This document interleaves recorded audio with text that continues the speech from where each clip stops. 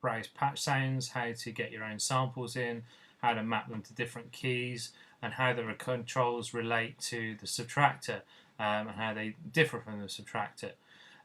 There's one thing I would like to show you, which is a really useful thing that came in Reason 5, and that's the ability to sample directly into several devices, the NN19 being one of them. You can also do it with the redrum, the Kong drum machine, and you can also do it in the NN19.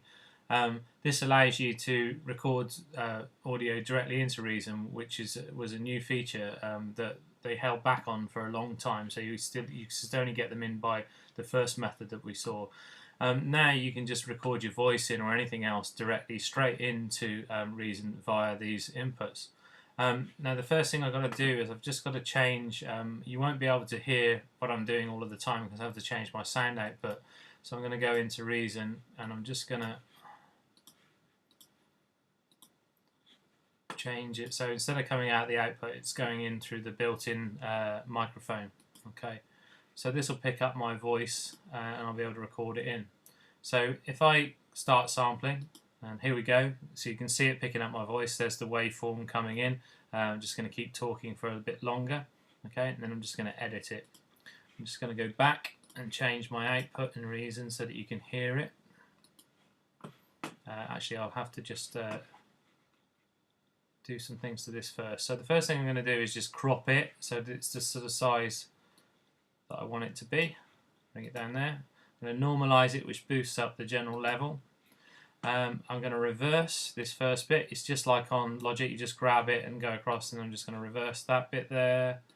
I'm going to reverse that bit there, and then I'm going to fade out this last section. Okay. So there's quite a lot of things you can do in this, and then you can save it. And this one's sample 3, it's called. Okay. So let's go back and just change my preferences. I'll just bring it to back through the audio device. Okay. So you can see it picking up my voice. There's the waveform. Okay, so now I've got it mapped to the keyboard. So when I press C3, that will, like we learned on the last thing, that will actually map my voice to there. So that's the correct pitch. So you can see it picking up. And I've got my little reverse sample there at the beginning. Now, say I want to change that. If I go back into my tool window and go into sample, you can see my 3 samples. So it's sample 3. I'm going to go in and edit it. So you can see it picking up my voice. There's the waveform. I'm just going to keep talking for it. Okay, so I'm going to crop it down a bit more. I don't want all of that. Let's get to there. Crop. I'm just going to reverse a little bit at the end. Okay, like that. And then I'll just let you listen to that. So you can see it picking up my voice. There's the waveform. Okay, and I'm also going to cross-fade it because that means that the beginning and end of the loop are cross-faded. Okay, and I'm going to save it like that. So it saves it sample 3. So you can see it picking up. Okay, so there it is on the sample. Okay, so I get into my sampler and I think so you can see I don't want that reverse bit at the beginning, so I'm going to move the sample start time. So you can see it. So you can see it picking up my voice. So you can see it picking up my voice. So you can see. So you can see it picking up my voice. So you can see it picking up my voice. Okay, I want to lower my pitch or raise it. So you can see it picking up. So you can filter it. You can see it picking. So you can see it picking up. So you can see it picking up my voice. There's the wave. Odd LFO stuff on it. Okay, loop it.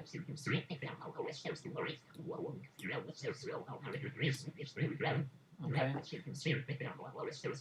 Okay, so these are very strange things with that. Okay. The other thing that I didn't discuss is the fact that you can add whatever effects you want to this. So say I want to put a delay on that, or some distortion or something. I'm going to go for a delay at the minute.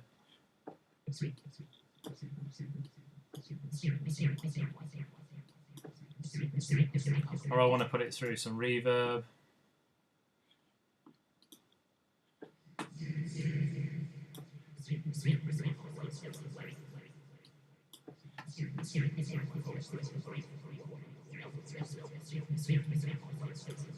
Okay, so the final bit of this is if I want to take that and then be able to make something out of that on my using MIDI information. So the MIDI information is going to trigger it. I'm just going to start by, let's do that to bar. Needs to snap to bar. There we go. Draw in a bar of information. Let's actually make that a bit bigger. There we go, 2 bars. I'm going to go into edit, and there's my C3.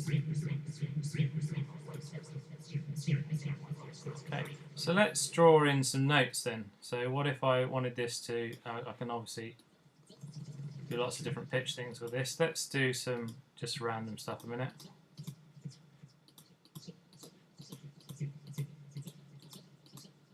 Okay, so this is going to trigger it at different pitches, and you can hear it now.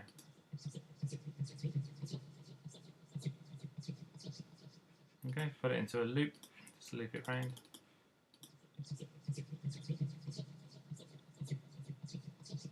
Okay, you can change things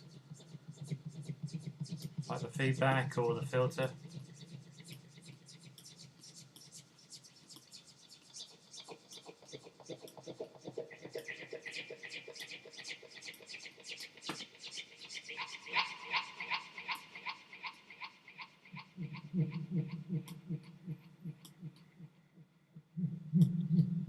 Okay, and we're getting into the realms of experimental electronic music.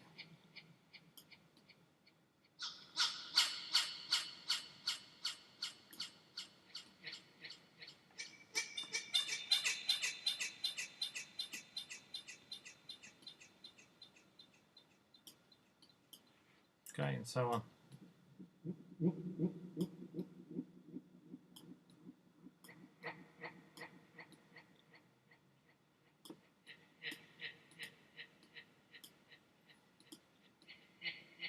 Okay, all sorts of fun you can have with this, really.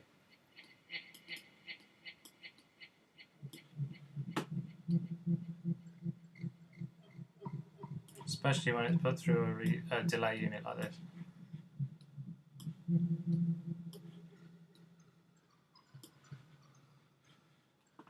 Okay, so there we go.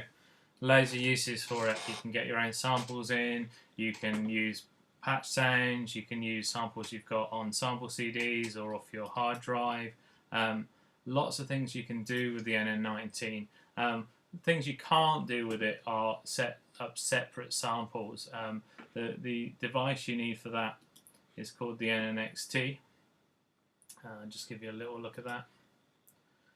Okay, it looks fairly unassuming until you actually go inside and realise that you've got all these controls that you can control on each individual sample.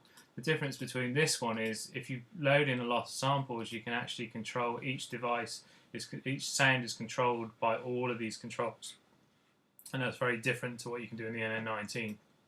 And you also have on the back multiple outputs, so you can send different samples to different outputs here, which means you can use it for a lot more samples and a lot more different things. Okay, but that's another story really.